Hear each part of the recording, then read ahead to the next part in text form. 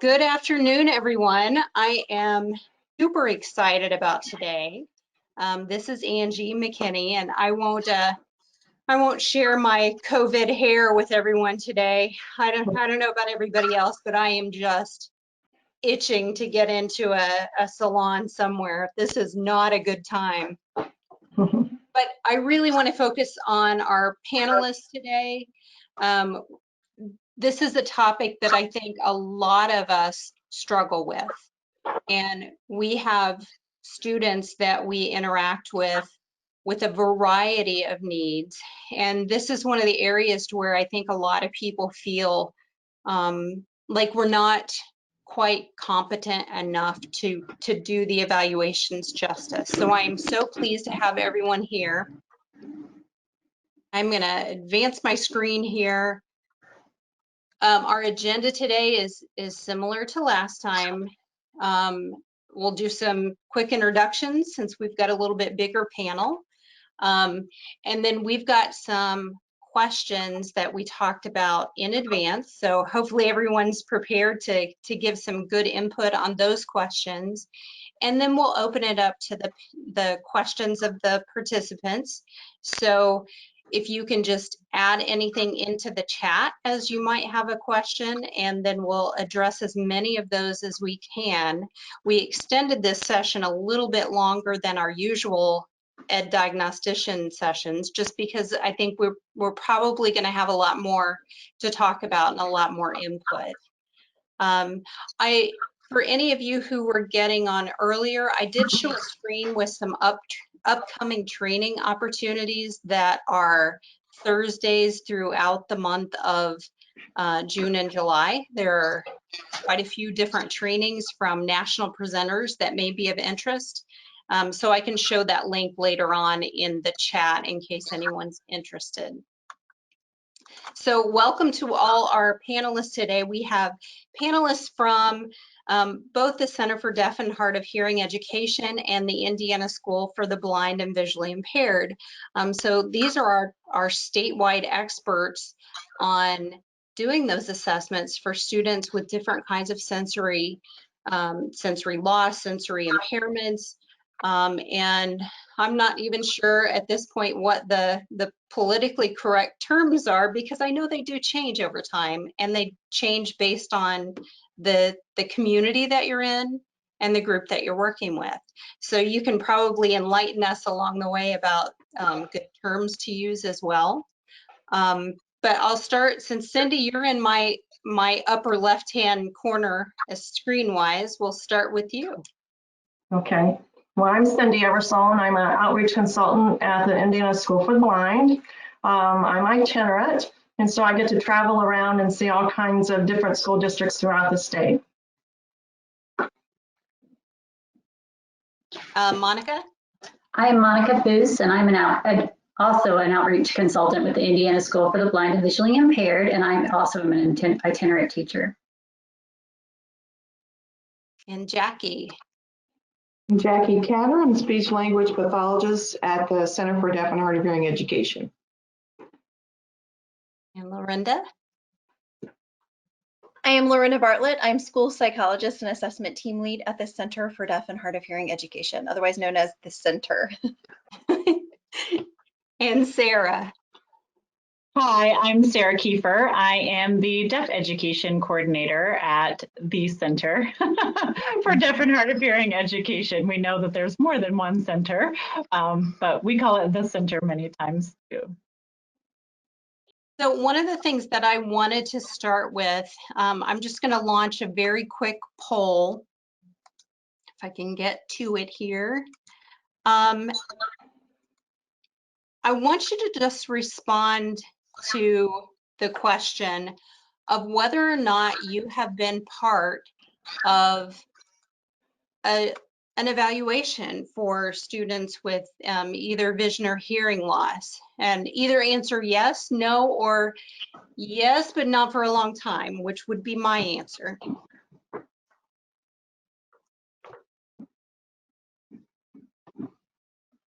We're going to give that just a minute to figure out where our audience is. As to we have most people who've responded to this. I'm going to close this poll then and share the information.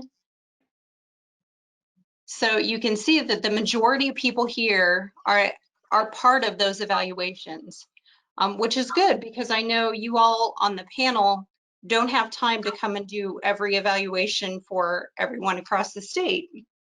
But you can also see there's a notable chunk of people who have done these evaluations, have been part of them, but it's been a while too. And for a lot of us, I think that means our skill set gets kind of rusty. So hopefully you'll be able to kind of get us up to speed with what we need to do.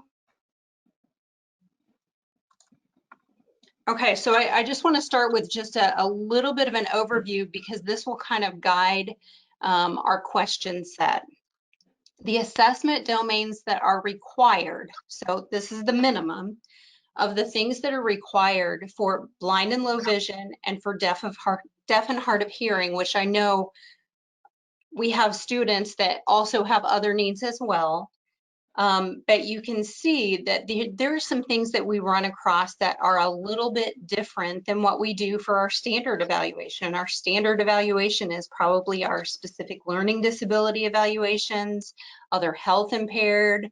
Those tend to take up a good portion of our caseload for most of us out there.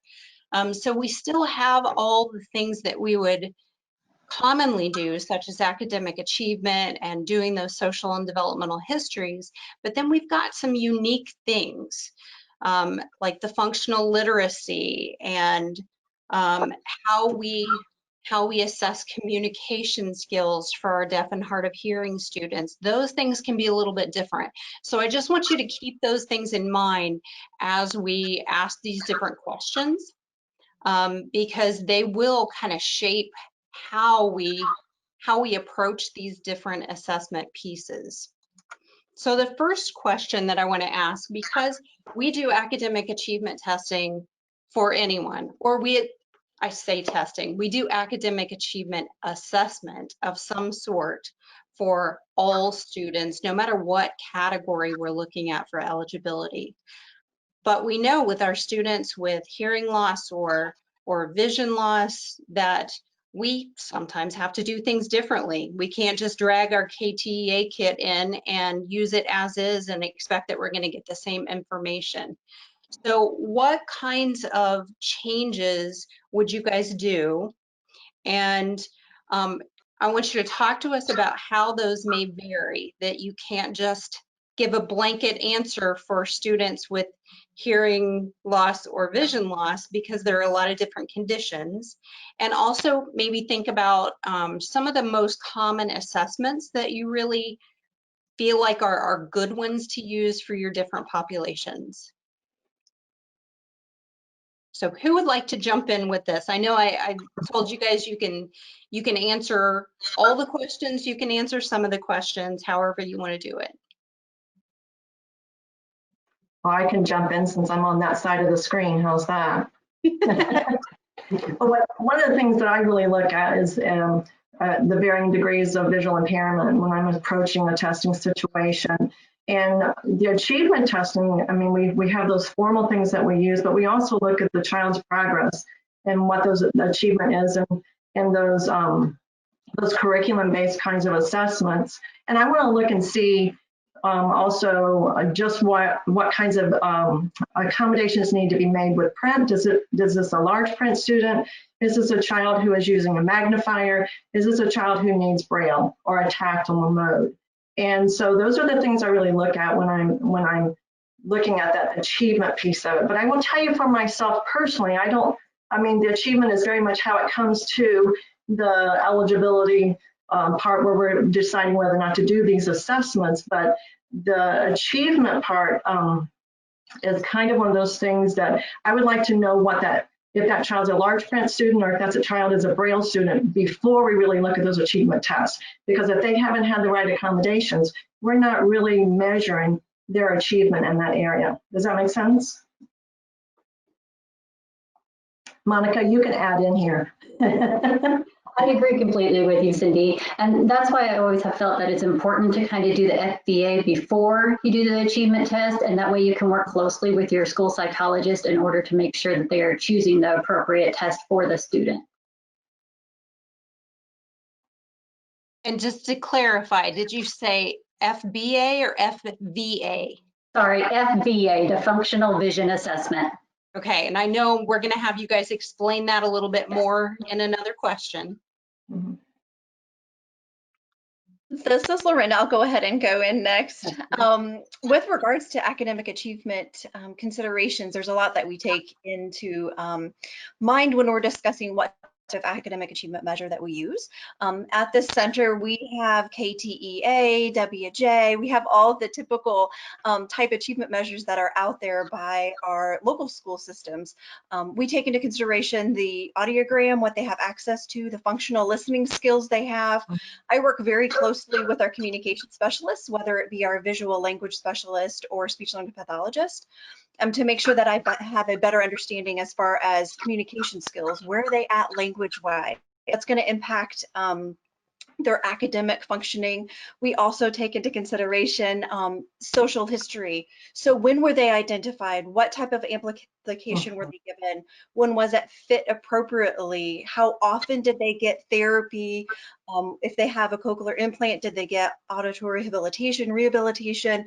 All of that is factored in because it's exactly what Cindy said before. If we can't guarantee that they've had access to this information, when we test them regarding their academic skills, it may not be a test of their academic skills. It may be a test of the fact that they've had this big, huge gap over a period of time. And perhaps during our testing, if we don't assure that they have access to the information, whether it be visually or auditorily, then also that would impact our academic performance. And that I'm not testing what the skills they know, math, reading, writing.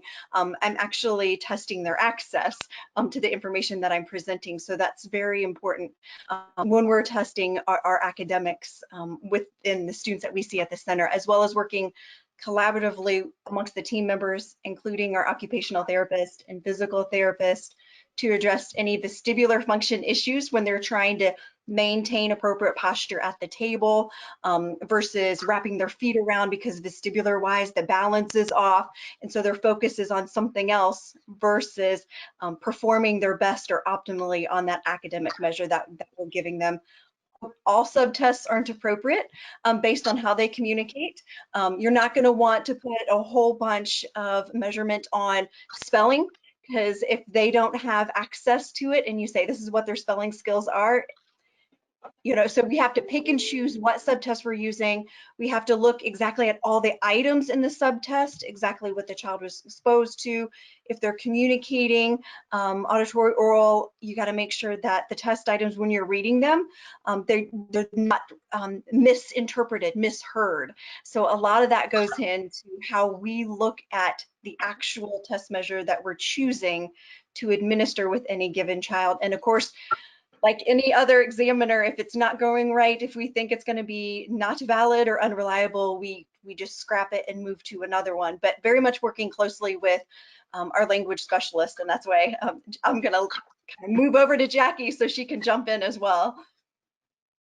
As part of the center, I'm very blessed to have the ability to work on a team, which is something I didn't get to do in a public school. And literally, I mean, we might have several people in a room. We're always consulting with each other, but we're making sure we're on the right side of the child. We're making sure they can see our lips if they do that kind of thing. We're making sure we might have a situation where we have the ASL specialist try something in sign, and then we'll do more of a dynamic thing. I'll try it, and then maybe only in spoken English, and Lorinda will try it in SimCom to see how the student performs in each mode, to try to get a sense of how exactly is this child gaining information. Then we'll share that with each other to do further testing, that kind of thing. Everything's quiet around, or we try to keep it quiet. When you have a crying baby out in the lobby, you can't help that, but we try to keep it quiet, no distractions, those kinds of things. It's very different from what I was able to do in a public school. So Thank you, Jackie. And also, whatever we do in the testing environment, we write it down in the report. So we make sure it's very clear. We at the center are able to communicate with our students directly, whether it's through ASL or spoken English. Sometimes we have students that come who use a different language. And so for those cases, when we have an interpreter, we make sure that's written in there because that is going to be a factor that has to be considered. I know that someone asked SIMCOM. SIMCOM is simultaneous communication. So for me, when I test academic achievement, it doesn't really matter to me how I'm getting that information across to them effectively and how they're communicating it back to me. So for when our specialists, spoken English specialists, SLPs test spoken English, looking at spoken English skills. When our visual language specialist works with our students, they're looking at visual language skills. For me, I'm looking at the information they have. And so I will use a myriad of communication strategies, keeping in line with the standardization protocol of the assessment measure. But simultaneous communication sometimes works well for kids who don't have great access or vocabulary visually and or auditorily. So it would be signing and talking at the same time.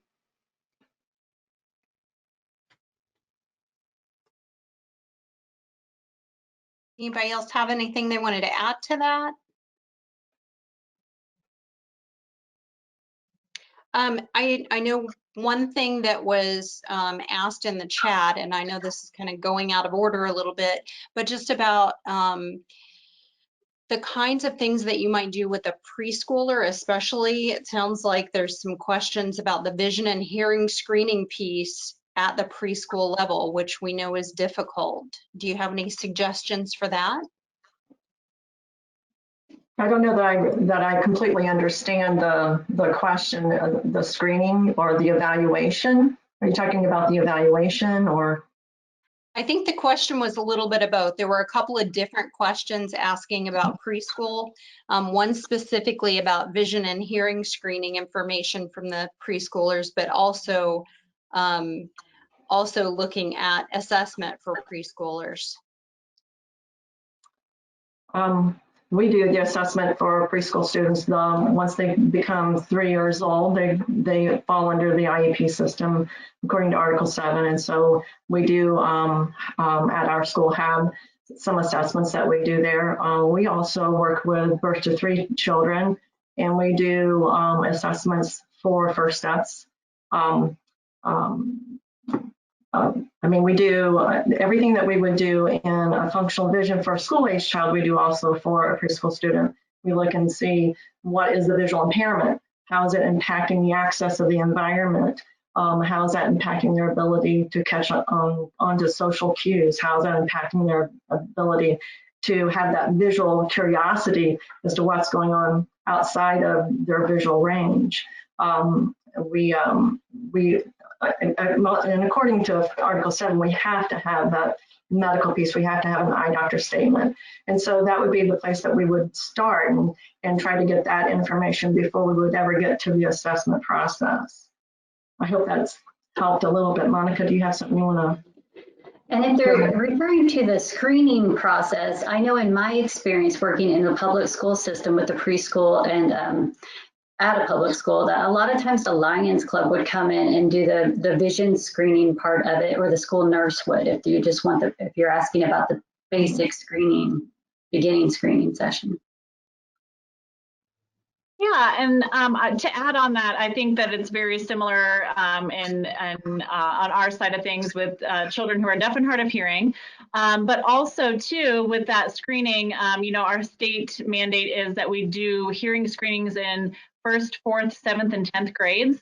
But we do really kind of stress that it's best practice to do those hearing screenings very early on. So if we can get it in preschool, we don't want to wait until a child is in 1st grade to find something. And a lot of times you're not going to find children who have severe to profound hearing levels. You'll likely find, you know, kids who might have mild to moderate. Also, children who have been adopted, especially from other countries, sometimes there's not that medical background. And so it's really important to make sure, even though they might have had some sort of medical screening, through the adoption process, that those children do receive a screen. And if we correlate that, especially to those who may have been receiving speech or language services through early intervention, it may be helpful, especially to pay attention to those students, make sure that that screening is happening on a regular basis. And I see in the chat there, just in general, about questions about screening children who are in general who may not have a known hearing loss, is the question there. And if any of you need guidance on that, we are happy to share guidance on best practices of how to do that. So feel free to reach out to us, and we can share some of those guiding documents that our audiology department has at our center. Okay, well, I'm going to jump on to the next question then. Are there, when you're looking at functional and adaptive behavior assessment, we've got all of our usual rating scales that probably everybody on here has their favorites and their ones that they steer clear of. But we know what the general areas are. What would you expect? What are some of those different considerations that you're really looking for when you assess functional and adaptive behavior? What do you want to get out of the ratings other than just the typical scores?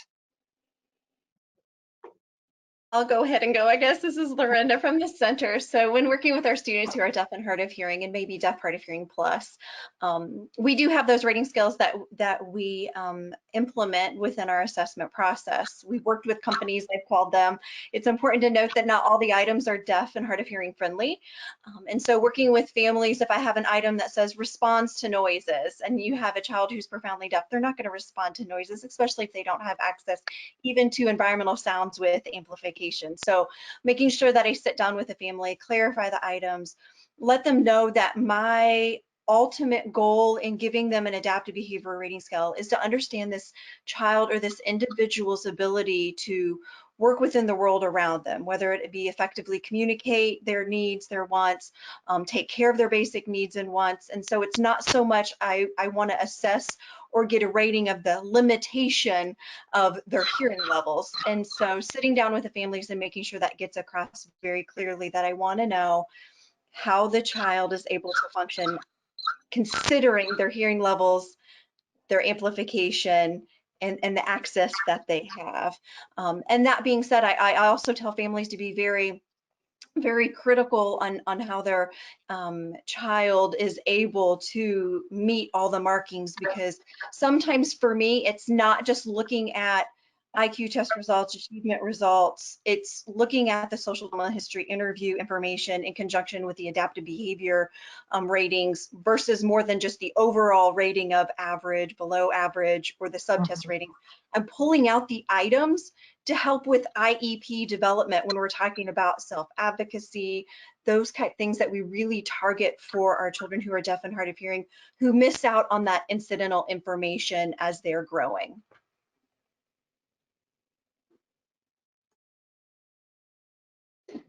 And I agree that we do the same thing. Oh, sorry.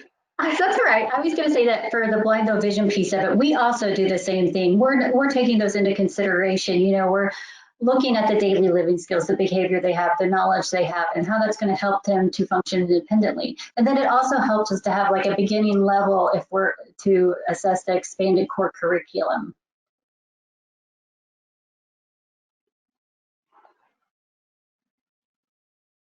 Yes, that expanded core curriculum I feel is crucial for our students in particular, because the general education setting is inherently restrictive to children who are deaf and hard of hearing or who may be blind or low vision, because it is geared towards those typically acoustically able children, or have vision, so not to speak for you guys, but I feel that our curriculum, the way that we do our instruction in the classroom, the way that things are just kind of organized activities.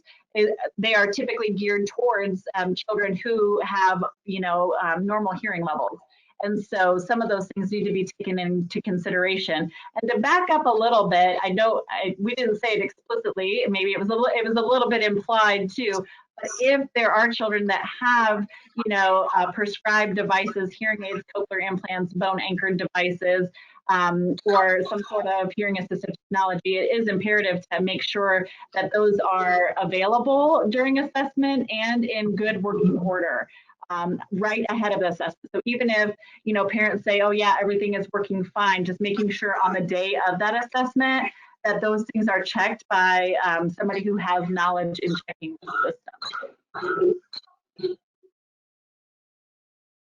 And if you guys would, when you're not talking, if you could make sure and click your mute button. I can hear a little bit of background. I'm just not sure where it's coming from. Jackie, did you want to add something? I know you had your hand up.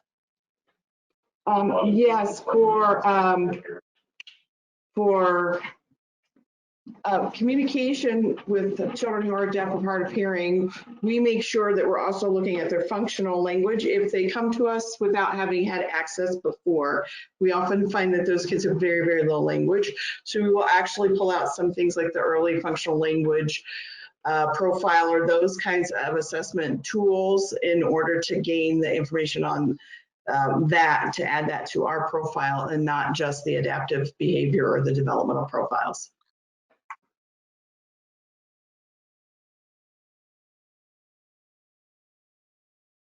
Okay, any other things to add here before I go to the next question?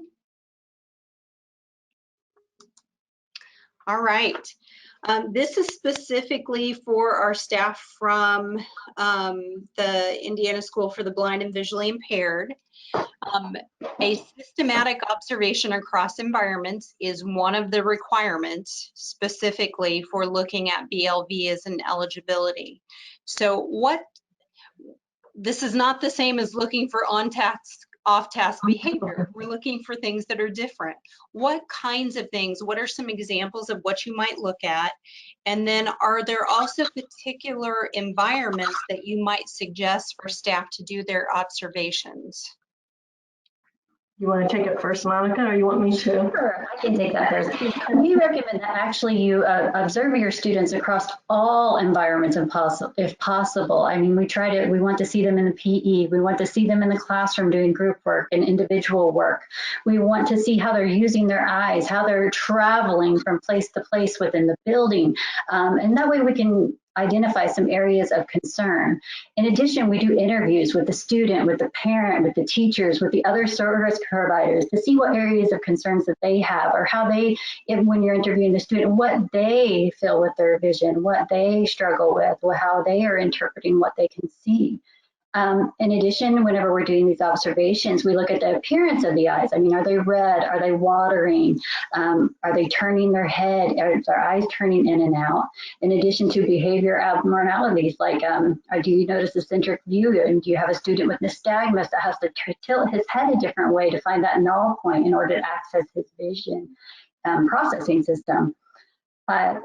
I feel like the more information you have, the better you'll be able to determine what accommodations or recommendations you can make for the student. Cindy, would you like to jump in? Sure. I think one of the things that I look at, just like Monica, I make sure I see all the environments. I try to make sure that I observe classroom behaviors, the behaviors in the physical education class, the art class, but I also really want to see how they are on the playground and how they interact with their peers. I'm looking to see how far away they are when they're interacting. Are they closer than their peer typical kinds of closeness? Because when I'm observing someone who's in preschool or kindergarten, that social distance is really different than it is if they're much older. So I try to determine, are they really close because of age? Are they really close because of they can't see? And just try to take those factors into consideration. Also at a working table, I really try to see how far away they are from the material and how they're posturing their head, like Monica said, when they're looking at that material. When they're walking around, I look to see if they're over or under stepping when they're ascending and descending stairs. Are they tripping? Are they looking down? Are they looking up? All those things really give me an indication as to what they're able to see within their environment and how they're going to access their curriculum materials, as well as how they're going to access those social environments as well. And like Monica said, man, we really get in and we talk a lot to those teachers and the parents, because those are the people who know them best. And sometimes that little snippet of time that you have to do the systematic observation is so hard to come away with all that knowledge. Whereas if you hand them one of those little forms that says, you know, do you ever see your child trip when they're going up the stairs? You know, when the lights go off, do they get still? Do they get close to you when they're moving around? All of those things are really important for me. A lot of times kids will have what I call, it's a closeness to a parent or a trusted sibling that they're real close to when they're walking around, and parents and the family sometimes don't understand that that's their way of surviving, that they're not going to run into something, and it's almost like they've not taken out or reached out and taken an arm, but they're still being sighted guide around. So those kinds of things I watch when they're also in their classrooms or with other teachers in their educational environment. They'll tend to do some of those same things. I'm really just looking at safety and then just trying to get a feel before I get in there. I do this first, and then I come in with all my tricks of my trade, and then, you know, try to tease out. So if they're really close to materials, how close do they have to be? How big can I make that print so that they can sit up like all their peers? So those are I hope that answered everyone's question. And if I may jump in as well, I know, you know, we are required to look at deaf and hard of hearing as an eligibility area to conduct an observation. And so really a systematic observation would be considered best practice, you know, for our children who are deaf and hard of hearing as well. So making sure that, you know, if we're looking at kids who access language auditorily, you know, it is very interesting to see how they would function in quiet or in a noisy setting, which we know many younger classrooms with younger kids in tend to be noisier. Also, what happens if we cover up our mouths or if we turn away? As a lot of times teachers, you know, if they write on the board, they're writing and talking at the same time. That's very helpful data to obtain and share with, you know, the IEP team and make sure that accommodations may need to be in place. And then for our kiddos who are using sign language, it is helpful, you know, to do kind of a functional evaluation and making sure that there is a good language match potentially between an interpreter or a language facilitator and the child, and making sure that those things really align and that the child is receiving all of that information appropriately. And there were some requests, of course, the forms that you guys are using at your respective centers. People would love to have copies. So if you're willing to share those, Sure. then if you could just send me those, and I will upload them to our resource Padlet. Our captioning is not the greatest here. It is coming through an automatic captioning, so it is not a live person. I did turn up my computer volume to a blaring volume to try and get a little bit more accuracy. So I'm hoping that will help a little bit, but we will clean up any captioning in the recording as well. So for future viewing. All right, so this is more for our center staff here. The assessment of communication is specifically under the eligibility of deaf and hard of hearing. It says that we need to assess communication conducted in the language or system utilized for the student's instruction or the student's preferred mode of communication that assesses the student's receptive and expressive language skills. Can you put that in plain English for us and let us know, how do we attack that? I know it's for our speech pathologists who are out there, but just what in the world do we do here?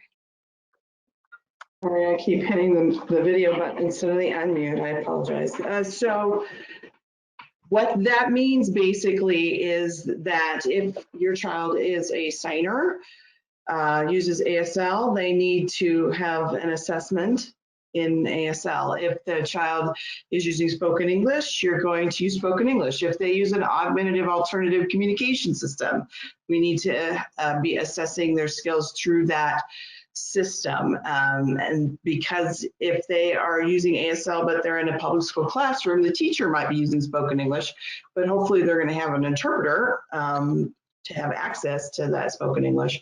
So that is their preferred mode of communication. Now, a child that uses both, we're going to treat them as a bilingual child, and we're going to follow the bilingual guidelines that is put forth in IDEA to assess both their languages in an appropriate fashion in that fashion.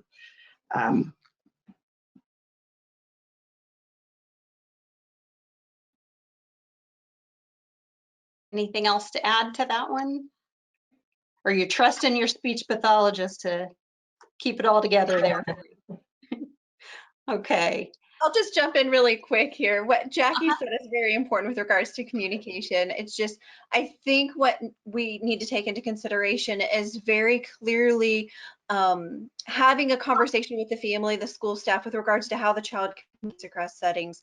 We do have a consideration of special factors form that we're encouraging people to use that takes into consideration how the child communicates, whether they be home, childcare, school, educational facility, because depending on where they are, a individual may communicate differently. So you may have a child sliding along the continuum with regards to how they're accessing information and how they're expressing themselves. And so we've had some students come to the center where everyone's like, well, they communicate in ASL, and well, visually they need it receptively ASL, but they have really good speech. But that doesn't mean someone who's working with them who is not in our field would understand that that means there's still a question of access. So don't pull anything away, that they truly are bilingual, they need both languages. And so having that consideration of special factors form completed for each child or each student once they enter school is valuable information for everyone working with the child and the student, as well as for the development of that student's IEP when we're talking about accommodations, modifications within the programming that's being provided no matter where they're educated. And that form should be uploaded on the Padlet. Sarah sent that to me in advance. Jackie, if I could follow up with you really quick on this last question that came in the chat though, and that's how important is assessing the social pragmatic language with students with hearing loss? Okay, assessing all of their language is very important. So that is included. So we're going to make sure that we're looking, and that's a lot of things that if the child comes to see me at the center, I may not be able to get all of that information. So I depend on the observations that we're getting from the school and the information that we're getting from school, because I don't know how they interact with the peer. But we need to know that kind of information. Now, formally assessing it, you may not need to do a formal assessment. I don't have a favorite one of those formal assessments, but you can do that through an observation. I have some nice, there's checklists out there that I think are very helpful. And also you cannot ignore how they're using language for thinking either. So you need to both not just give your middle of the line language test, clinical evaluation of language fundamentals that looks at the grammar and a little bit of vocabulary and those kinds of things. You have to think about the social language. You have to get the whole child in there, get up in here, and how are they problem solving? How are they thinking? What is their flexible? Are they using language to do that or not? When I'm working with Lorinda and she's giving a cognitive evaluation, which doesn't happen all the time, but it's nice for me to be able to compare to see how a child would do on a nonverbal problem solving versus how they do on a verbal problem solving. We need to know how they're using language for thinking too, because that's what they use in school. That's how they survive school. They could do really, really great on grammar and articulation, but if they are not using language for thinking and they do poorly on those types of tests or informal probes, then they're not going to be doing well in school, and they're not going to be reading, because that's a skill you need to develop your literacy.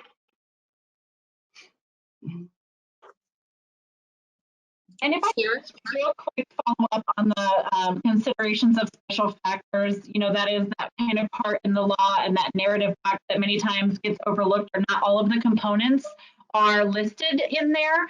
And so we have that form that can be uploaded to the IEP, but then hopefully that could be summarized and put in that section. And then also, you know, it should be reviewed on an annual basis too, you know, when you have those annual case conferences, to ensure that everything is still the same and there are no significant changes to that plan. And or I shared with you our current considerations of special factors.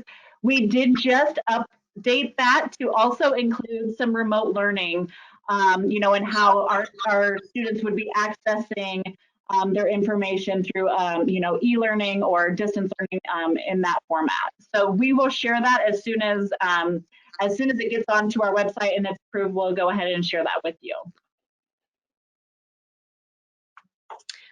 Okay, so the next question is one that I wouldn't be able to answer if I even, you know, really studied up on it, just because I've not dealt with this. So for blind and low vision, what are the differences between that functional vision assessment and functional literacy assessment? Because they're two different things. And then what are the components of that, and what kind of tools might you use? Which of us is going first, Monica? Why don't you go ahead and talk about the functional vision, and then I'll do the literacy portion. Okay, all righty. I think the important piece of that is that we talk about this being a functional vision. And so there isn't a specific test that I go to. There are lots of activities that I do, and it becomes very much a play session. And it's also using a lot of what the kids are using in their classroom to really see how far away they are, whether or not they're accessing the materials, and then from there, you kind of make some decisions about how best to accommodate them in the classroom. So when I'm looking at our functional vision assessment that we look at, the first thing we consider is that eye doctor's report, and I want that on board before I ever go out to do an assessment, because I want to know what that visual condition is. That lets me kind of know what I'm going to be looking at before I get there. Then we really look at that observation, that systematic observation, those interview pieces. Then I bring in that little, you know, usually sometimes it's like 2 suitcases of toys and things that I do. And I'm looking to see what the eyes are like. Are they goopy? Are they aligned? Are we posturing our head differently? Are we using one eye more than the other? Are we aligned? I'm looking to see if pupils are equally dilated when we're going in and out of the light and the dark. I do a little thing where I have these little 2-inch toys, and they're across the room. And which one's going to get to you? The elephant is going to win, or the horse is going to win? Which one? And with that little simple game, I know how far away they can see 2 inches. I know whether or not they have a depth perception to see which one's going to get to them first, and then I know how close those 2 things can be.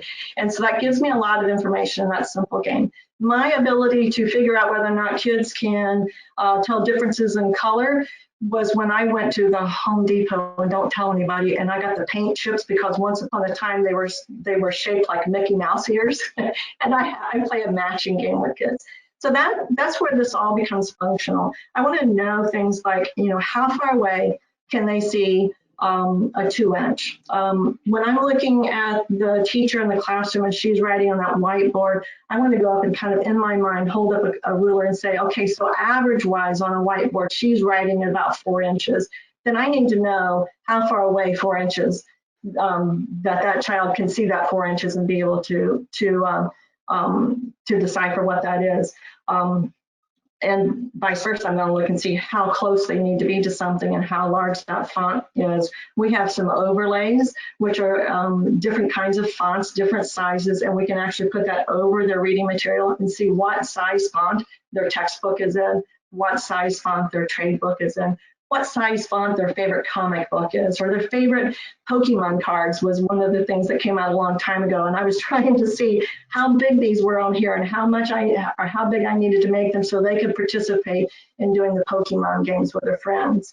I'm looking at visual fields. Are they going to see things on their left and their right and in the center? I mean, one of the things in my past that I always share as this little story is I had a little guy who had 20/20 vision and wasn't able to read. And it was through a lot of these little games I did and getting the material on a slant board and looking at his eyes and what they were actually doing, I realized he had a central field deficit. So he was trying to look around. So the little small words that he was skipping, it wasn't anything more than it wasn't there, it was blinded out. So those are the things we want to look at, those fields. We want to see also, can they see things that are in low contrast? Can they see things that would be on a map? Would they be able to find the Blue River that's embedded in all these greens and other browns on a map for literacy, or I'm sorry, for geography class or history class? Also how they function in dark lighting and in bright sunlight. Does it bother their eyes? And then I'm going to take all those school tools. Can they align a stapler and get it so that it will put or staple the pieces of paper together? I'm going to give them scissors. Can they cut on that line? Are they looking around? How are they posturing so that they can cut? So that's the functional part of the vision. And it's not that I'm ever diagnosing a 20/20 or 20/40 or 20/80. I'm looking to see what their eyes do in a typical social situation, in a typical classroom situation, and what we need to do to allow them to access all of that material and all those fun games that their peers are playing. So. And then there was the functional literacy part. So as Cindy said, the functional vision assessment generally checks like your basic visual skills that you have, such as tracking and contrast, as she stated. Then when you get to the learning media assessment portion of it, that's where you're trying to determine the appropriate medium that the student is going to need to obtain information, whether it be an academic student that's going to need regular print, large print, braille, auditory, maybe regular print with a magnifier. There's all kinds of choices out there that we have to best determine that the student can learn from. Sometimes it's not just one primary, sometimes you have a secondary medium that they are able to access information through. So that's what we're doing with the literacy portion of it. So when we go in, we generally check, we do a basic reading inventory. A lot of times we use the Jerry Johns.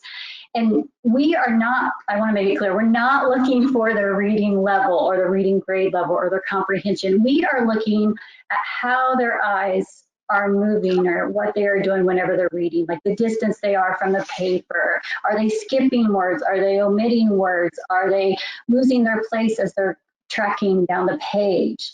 So with that Jerry Johns, we go in and we give them some word list, and then we determine what their independent level is, reading the word list, and then we choose a passage, usually one grade level, right, Cindy, below what their independent level was on the word list. So that way they're comfortable when they're reading and they're not having to struggle with words that, you know, are above their skill level at this time.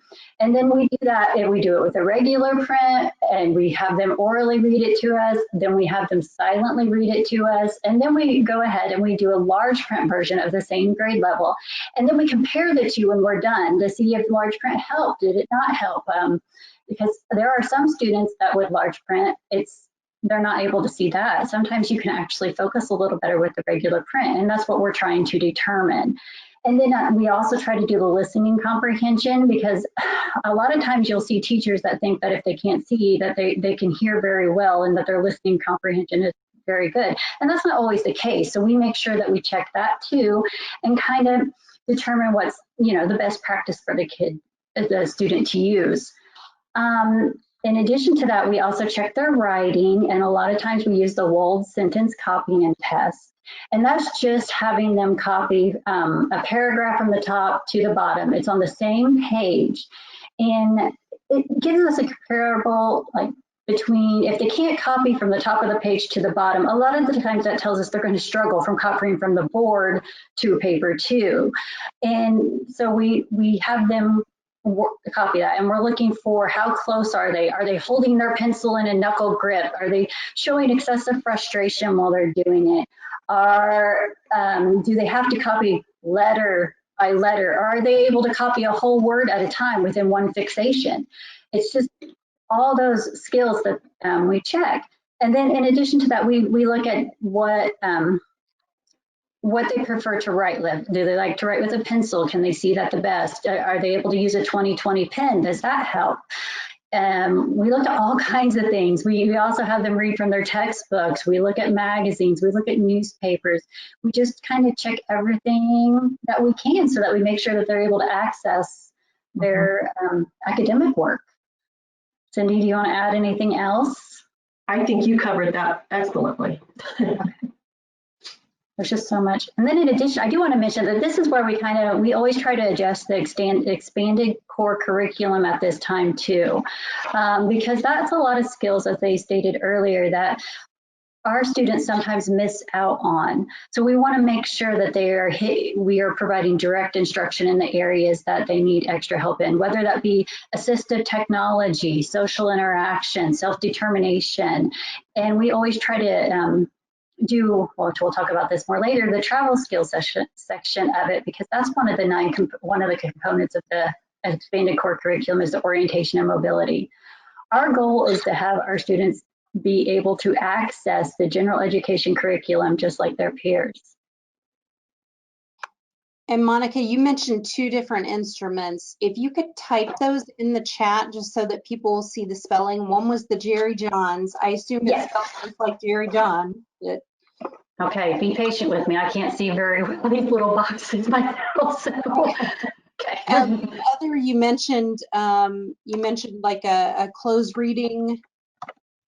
I think that's what you said. It was something. The Jerry Johns, the Wold. The Wold writing. If you could type that in as well, just so people can see the correct spelling, because they'll be looking these things up. Okay. All right, so this is another BLV question. And when we have to assess motor skills, it says it can also, it doesn't say has to, but it says it can, or it may include travel skills. Explain a little bit about what that means. I assume we're not talking about going to Florida. I think that there's, well, in that part where we are in as part of the functional vision, and as Monica said, the functional literacy, we're looking to screen the travel skills during these 2 assessments. When I was talking before, I'm looking to see if they overstep or if they understep when they're ascending and descending the stairway. Are they hesitating when they come to a rug that's darker than the floor? Those are the kinds of things that we would be looking at as far as those travel skills. Are they able to route plan? Can they tell me how to get from their classroom to the library? Or, can they tell me what the landmarks are on the way? The motor assessment, I think, is when we're looking more into, from that travel screening that happens during that functional vision and that functional literacy assessment. Then we go into whether or not we need a more intense orientational ability assessment. And then that would be when an orientational ability certified orientational ability specialist would come in and do an assessment to see whether or not they would need a travel aid, perhaps a cane, or maybe some additional lighting if it's dim. If they have problems traveling in dim lighting, would they need a flashlight? You want to add anything, Monica? I agree with everything you said. The goal is for their students to be able to travel safely, efficiently, and as independently as possible, through all environments. And while we aren't licensed to teach O&M, it's a special license, but we can, as Cindy said, we provide the pre-O&M checklist. We check and see what skills that they are struggling with. And this is where the interviews come in. Are important too, because I know that I've had parents that have told me that when they're out in public, their student follows or their child follows very close behind them, they won't walk beside them. And again, like Cindy said earlier, that their child is using them to avoid obstacles. So that's something if we're aware of, then we can also, check for it at school and then share that information with the O&M.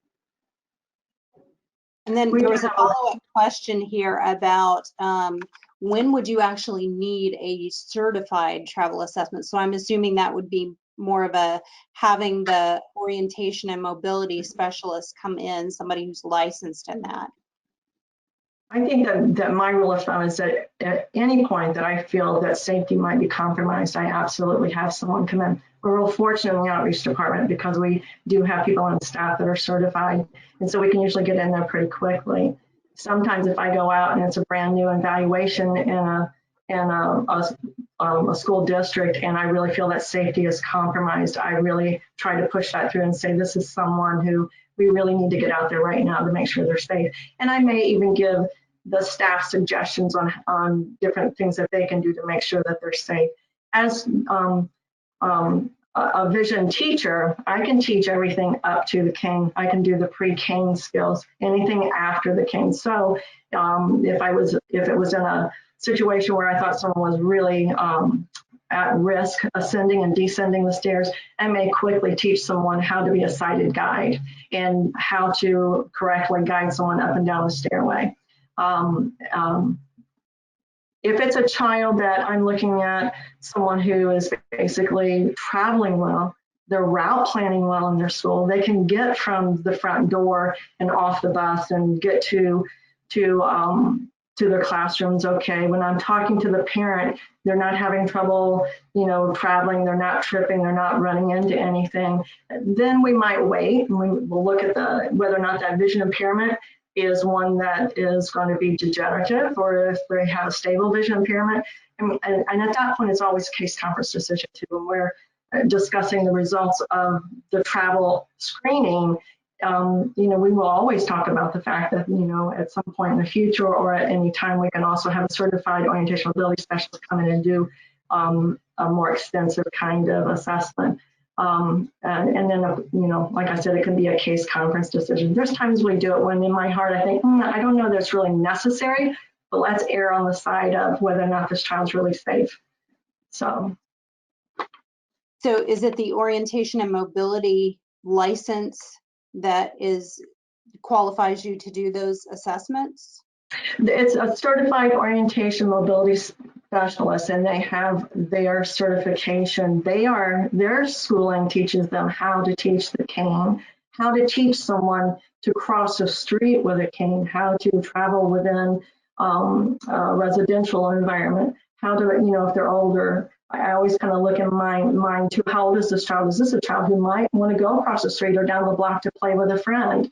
And so if it was a situation where someone would have a vision impairment to the point where I think, would they see a curb? Can they see far enough away to see a car if it's coming? Can they determine how quickly a ball is coming toward them? Those things, then that certified orientational ability specialist should step in. Then they're the ones with those kinds of skills to teach a child or young adult how to travel and be safe with a cane or with other aids.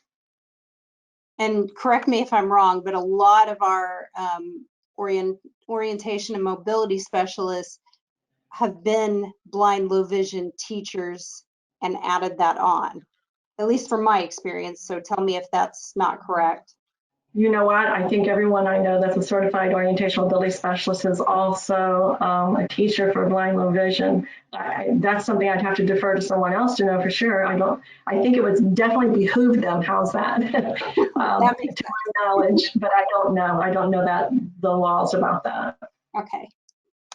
All right. So both disability areas require some input from outside medical professionals, whether you're talking about an audiologist or an ophthalmologist. There are a lot of different places you can get these outside reports from, but I think a lot of us have had difficulty in how the heck do we get them? We hound the offices, we call the parents. Tell us what your tips are for helping to get this information in or asking for the right stuff. Well, I'll go ahead and jump in.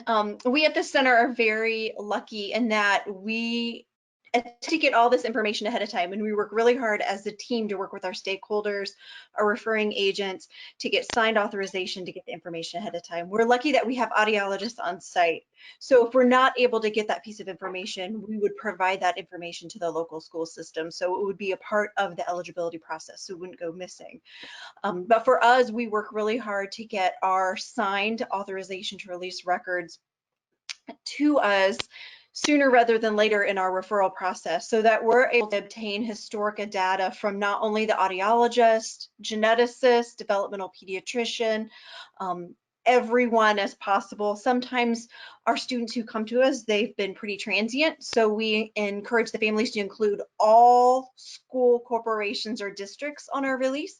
So we're able to merge all of that information. Oftentimes we find out our school districts may have known the family was transient, and therefore the child has moved around several times, but not to the extent that we are able to get to it at the center, especially if they've come in from out of state.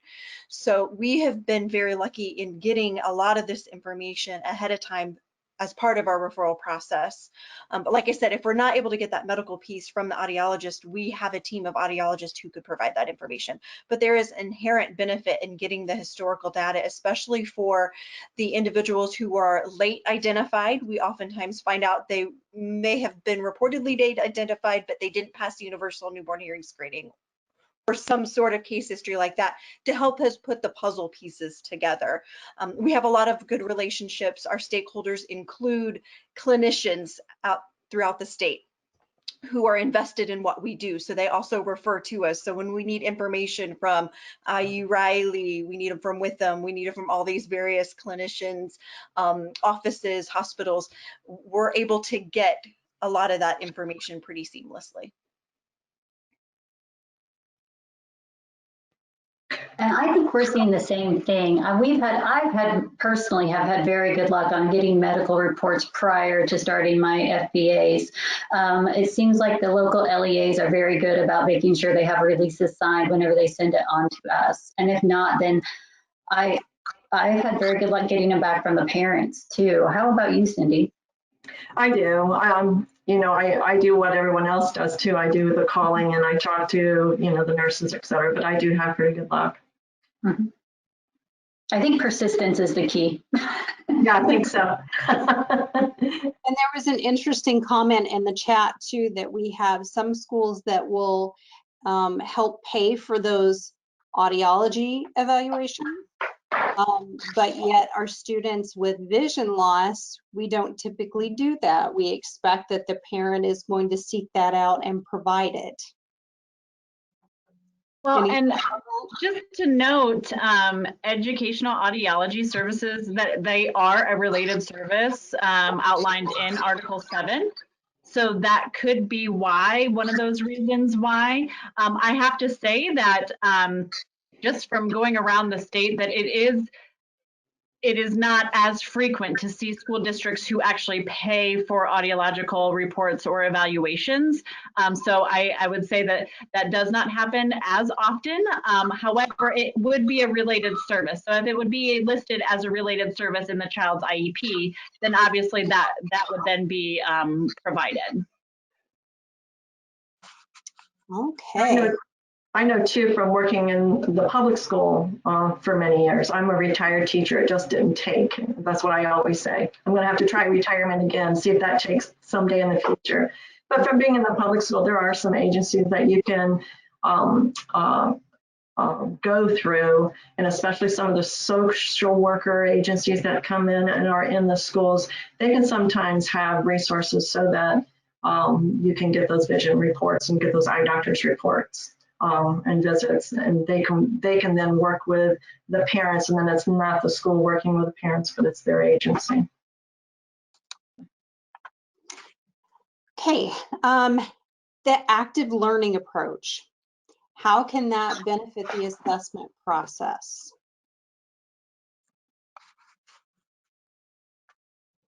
Jackie?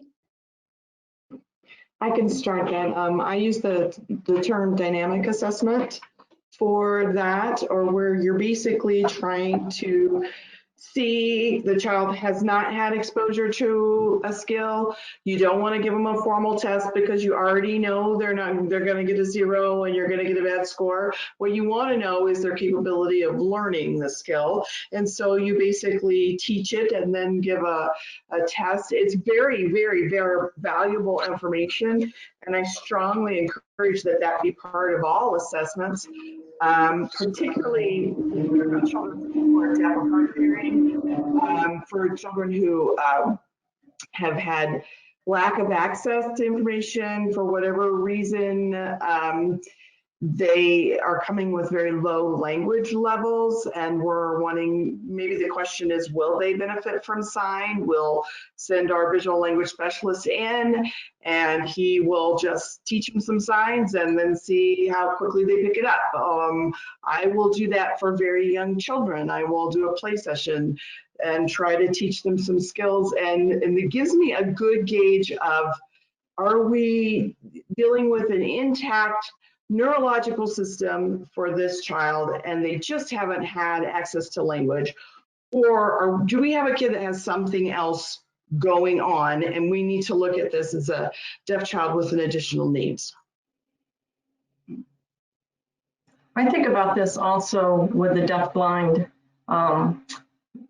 child, where I think active learning is where I go most often to be able to complete the vision part of the assessment. Also with Lily Nielsen, I don't know if anyone is familiar with her work, but I mean, she was one of the pioneers of active learning.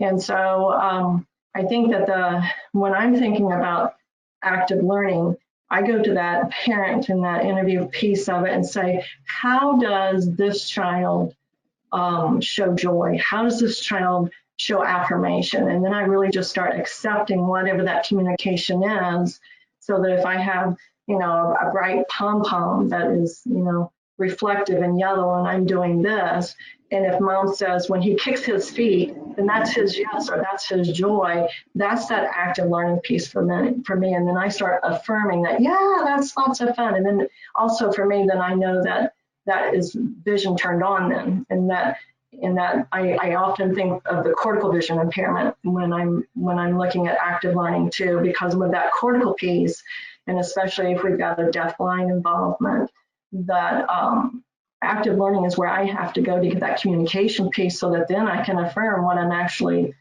getting as far as responses from the child. I don't know, do any of you have, I would really like to hear from you as far as, the deaf-blind population that comes through your center and the active learning and maybe the child center assessment piece. I think that's when that and the active, that's when all of that really comes together, and it has to be used cohesively.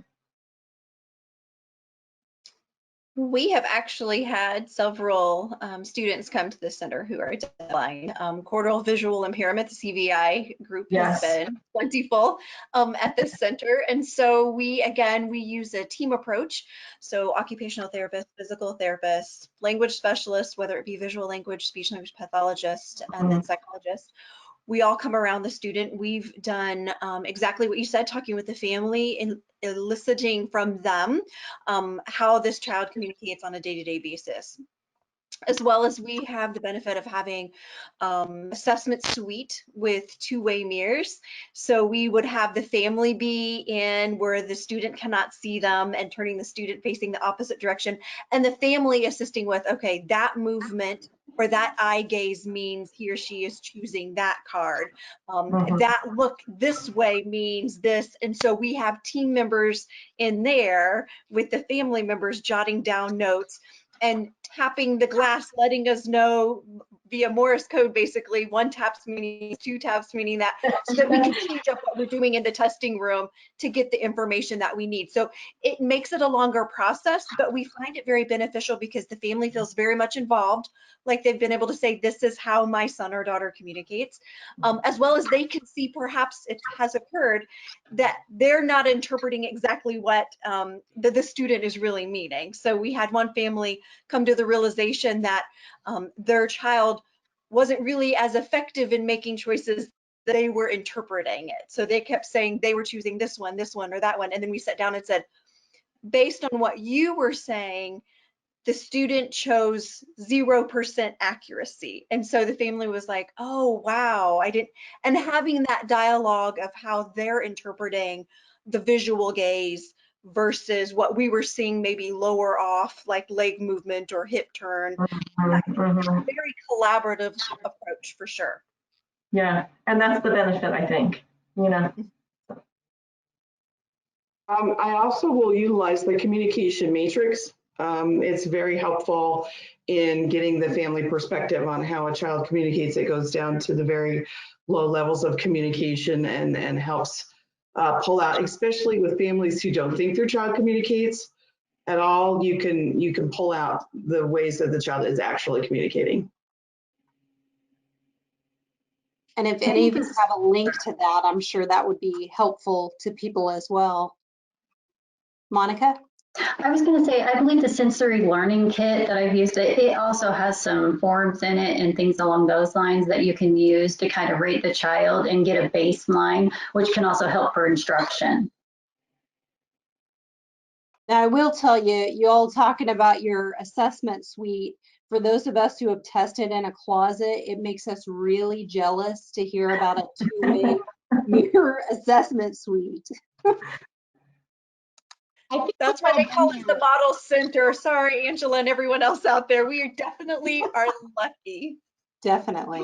We've been in closets too, right? Has everybody been in a closet? Oh, yeah. All right, the next question is, and I know you said you have the special factors form, but if there are any other specific factors that you might consider when you're truly determining eligibility, because we know that not everyone with a hearing loss or a vision loss necessarily qualifies under Article 7, depending on if it's affecting their educational performance. So what kinds of things would you look at? I know at the center, we look at additional needs. So we still come across in the year 2020 where people are asking, oh, this is all deaf related. This is all related to how they communicate. And really, in actuality, we could have a cognitive disability, intellectual disability. We could have autism spectrum playing a role. And so really helping our stakeholders, our referring agents, family, schools understand what the child's or student's strengths and areas of need truly are, and making sure that we assist with the case conference committee's discussion with regards to the greatest impact.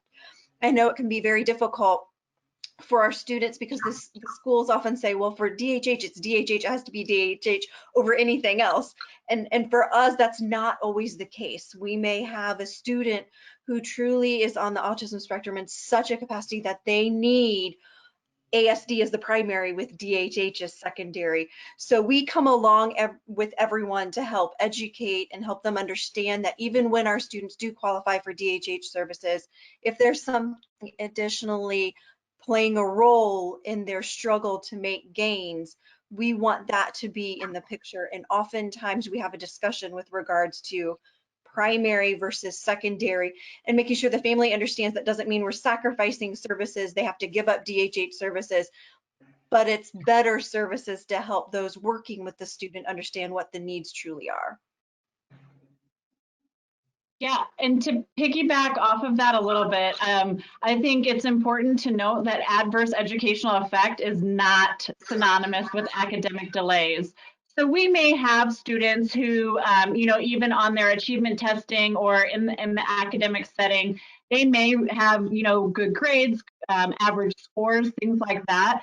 But, it's really important, again, to obtain that, relevant functional performance, and how they're doing, how they are able to communicate with peers. That advocacy piece is really big. Also, for our students, many times they need to learn how to use an interpreter appropriately or how to access one in the environment, in their community, and as well as their devices as well. So that's a huge component that, in that educational setting, if If they can't hear, you know, what do they do if they can't access that spoken information? If a hearing aid comes out or it needs to come out, you know, for whatever reason, how do they speak up for some of those needs? So I really think that there are a lot of factors that need to come into consideration. And likewise, though, the teacher of the deaf and hard of hearing is specialized to be working on many of these skills. Some of our kids do need kind of that additional repetition for academics or vocabulary instruction, because they might not have, you know, they don't have access to all of that incidental learning that their same-aged hearing peers would have. So it's really helpful. They may need some resource, you know, special education resource supports. And that might not look like another disability eligibility necessarily. They just may need those supports in order to be successful, as well as having that BHH teacher come along and make sure that they have appropriate access and work on those skills specific that he would need to work on as well. Our students also need, to tag on Sarah, incidental learning. We know that only 10 to 20% of what we know is actually directly taught to us. Our children are not getting all of that stuff, the peer discussion and the things that are happening outside of their listening area, or if they're not turned toward, or if they're not made aware of it. So, you know, we have to keep into consideration what their environment needs to, what needs to be quieted, what is the HVA system too loud, you know, and in our evaluations, we are able to control that to some degree. And then we can take what we learned about how the child learned in this particular environment and try to apply it as much as possible to the classroom.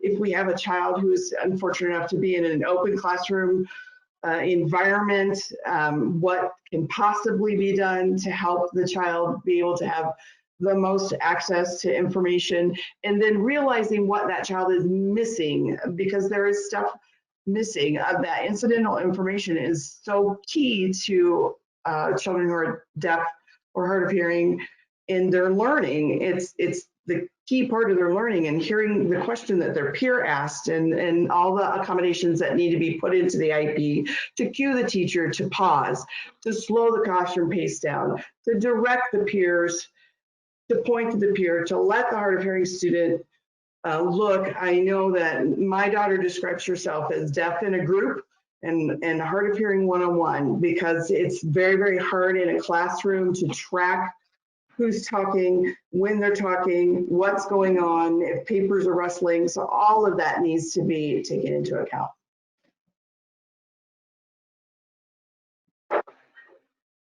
And I would just speak up and say that, you know, all of that is, you know, very similar for the blind low vision population too, you know, especially what Miranda was talking about. We do have those kids who ASD is their primary.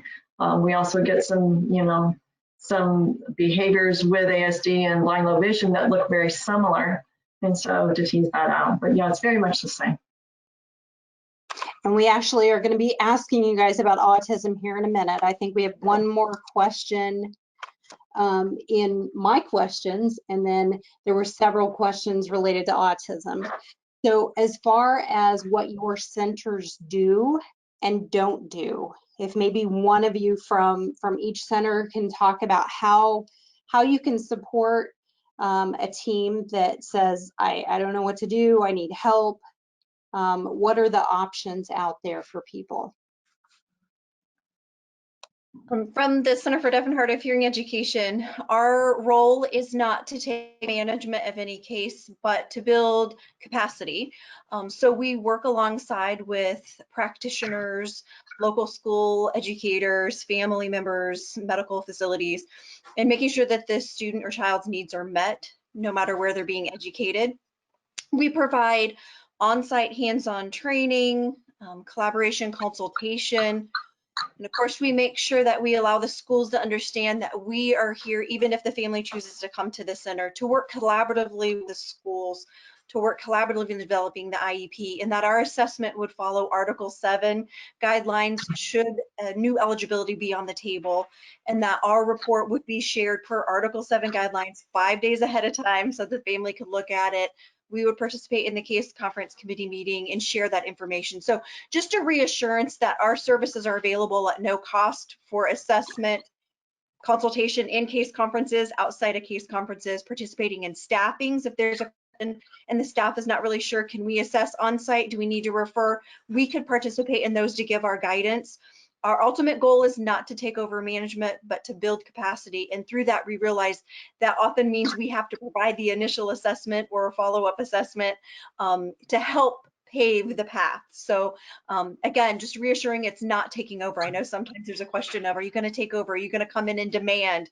And that's not what our role is. Our role really is to come alongside everyone who's working with the child or student and obtaining that initial data to help guide the discussion. And for us, we do the same thing. With our outreach department, we were available to conduct any type of assessment or evaluation that is needed. We go to homes, we go to schools, we meet people in the community. We also have O&M specialists that can do assessments. We do assistive technology assessments. We do the FBAs, the LMAs, early childhood. We're even doing first steps right now too. So we are there to support the state and anyone that needs help. I know personally when I was at my previous job, I had the School for the Blind come in and provide a second opinion for some parents that didn't quite agree with my first evaluation, which was nice to have an outside independent opinion. Also nice to have an independent evaluation that doesn't cost thousands and thousands of dollars for the school district. So, all right. I think that's really good input. And I think there are a lot of districts that don't know that that service is out there, despite the intense outreach that you guys do at conferences. I see faces at the booths in many different conferences. Okay, so we're going to shift now. We've got about 8 minutes left.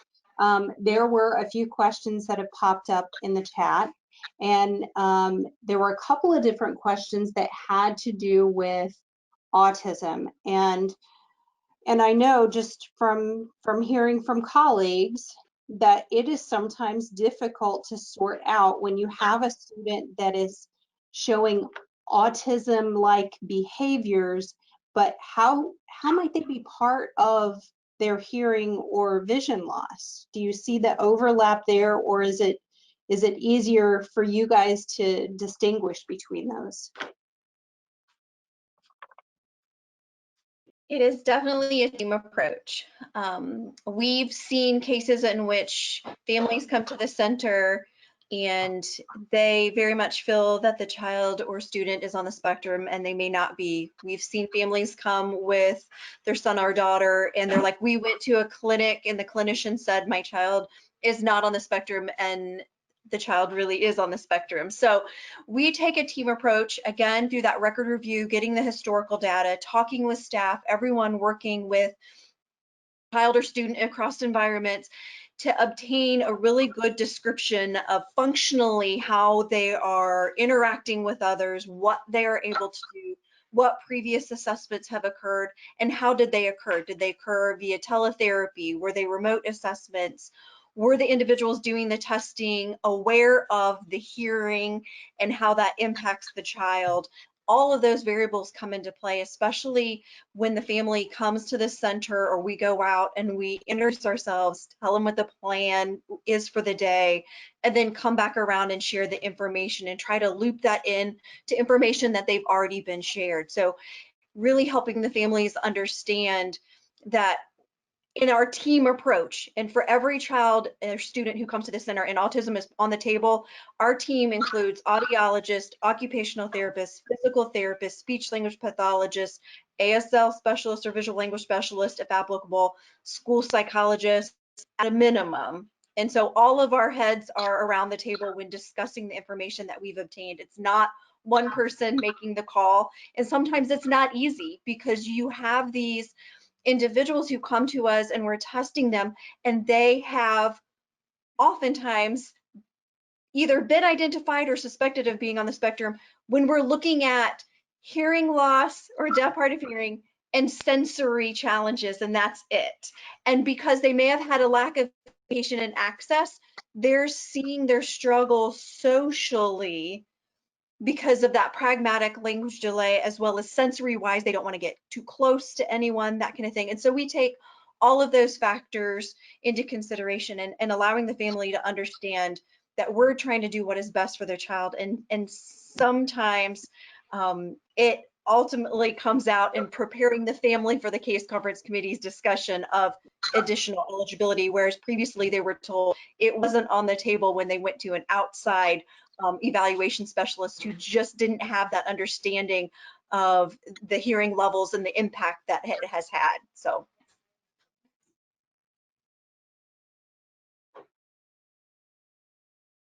And just one thing too, sorry, Cindy, if you don't have specialists in those areas working together, I think it is really hard to kind of tease out. And I know Lorinda was talking about that, but I really see, you know, if the assessor, again, does not have a background in working with children who are deaf and hard of hearing, in our instance, I think that sometimes those little cues can be misrepresented as far as eligibility goes. Cindy, sorry about that. Go ahead. No, you're fine. You're fine. I think for us, it's a little bit different because we don't have the center where we have the group of OTPT and everyone that we work with consistently, but instead we're in the LEA's arena where we're working with OTPT. And then it comes right back to what you were saying. Then my role becomes to educate the evaluators and then become part of their team. And in that say, you know, this behavior could be because of vision impairment. This could also be because of, and so I think that for us in this outreach role, that is our biggest task, is just educating the professionals that we've come alongside to assist in the evaluation process. So Monica, what is your experience? I agree with you. That's what I have seen when I've been out. Sometimes they'll say that it's autism and it turns out to be a mannerism from being visually impaired. So again, it's just working closely with the people in for the child-centered assessment. That way you make sure you get the right diagnosis. I think the harder sometimes for even myself, I mean, I'm not above, you know, kind of puzzling, is this along this line, is this here, you know, this mannerism I could see on either of those, you know, those disabilities. And so sometimes, especially if they're very young, I just kind of, you know, I'm just very honest and just saying, you know, I don't know, is very powerful. And let's let them get a little bit older and then we'll have more information. But it doesn't matter what labels are there.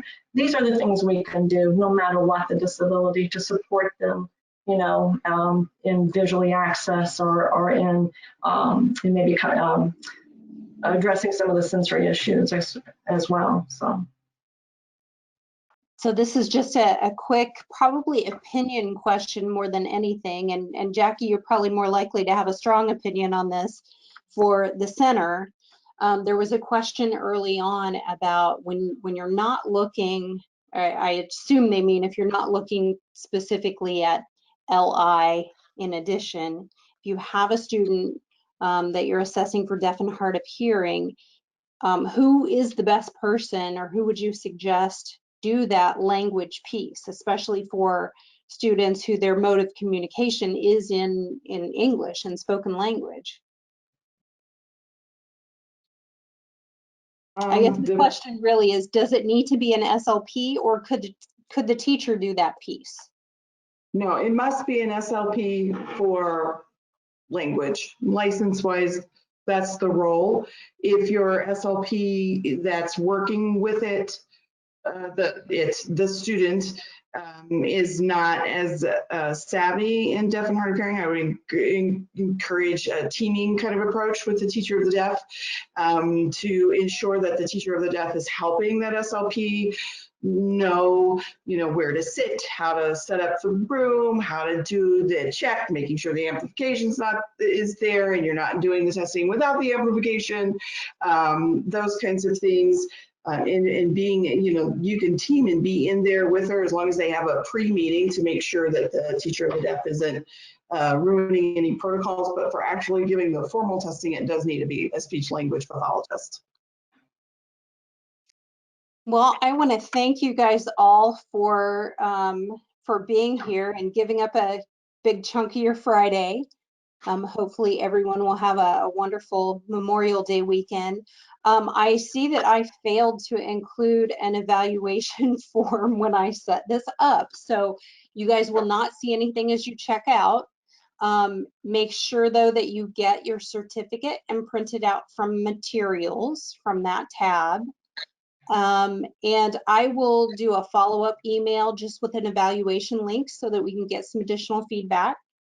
And like I said, I will take this and we'll take the video and see if we can't tweak some of the captioning, because there was such incredible information that I know there are people who would like to have things spelled out correctly and get all that information in. So again, thanks to our specialists.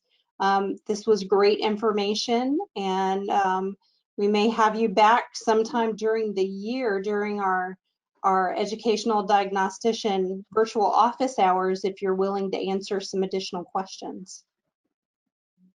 All right, well, thank you, and that concludes our session today.